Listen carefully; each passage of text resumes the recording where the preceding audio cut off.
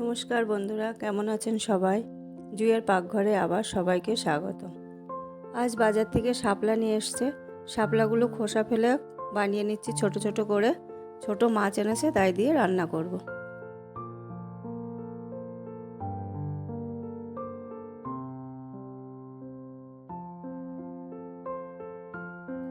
কাটার আগে আমি শাপলাগুলো ভালো করে ধুয়ে নিয়েছিলাম। এবার এতে একটু লবণ মাখিয়ে চটকে নিচ্ছি, যাতে জলটা বেরিয়ে যায়। এভাবে লবণ মাখিয়ে রাখলে শাপলাগুলো ভালো নরম হয়ে যায়। রান্নার সময় আর জল বেরোয় না, রান্নাটাও হয় তাড়াতাড়ি। মাছগুলো কেটে ভালো করে ধুয়ে এতে আমি আগেই জল ঝরিয়ে রেখেছিলাম। এখন এর ভিতরে লবণ হলুদ দিয়ে মাখিয়ে নিচ্ছি। আপনারা তো দেখতে পাচ্ছেন চারিদিকে কি বৃষ্টি, আর এই বৃষ্টিতে নতুন জলে এই ছোট মাছগুলো খুবই হয়। তাই আমাদের বাজারে গেলে সবসময় এখন এই মাছই বেশি পাওয়া যায়। তবে এই ছোট মাছগুলো কাটতে খুবই কষ্ট, কিন্তু খেতে এত সুস্বাদু আর এত গুণ, তাই লোভ সামলাতে পারলাম না। তাই ভাবলাম রান্নাটা যখন করছি আপনাদের সাথে একটু শেয়ার করি। আপনাদের সাথে গল্প করতে করতে এদিকে আমার মাছগুলো ভাজা হয়ে গেল।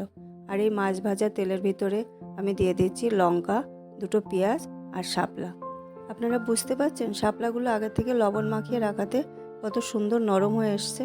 এবার এর ভিতরে দিয়ে দিচ্ছি আমি হলুদ আর একটু লবণ দিয়ে ভালো করে ভেজে নেব। লবণটা বেশি দেবো না, কারণ আগে আমি লবণ এতে মাখিয়ে রেখেছিলাম। শাপলাটা একটু ভাজা হয়ে এলে এর ভিতরে দিয়ে দেবো ভেজে রাখা মাছগুলো। তারপরে একটু নাড়াচাড়া করে নামিয়ে নেব। তৈরি হয়ে গেল আমার চুনো মাছ দিয়ে শাপলা। রান্নাটি ভালো লাগলে অবশ্যই লাইক, শেয়ার এবং সাবস্ক্রাইব করবেন।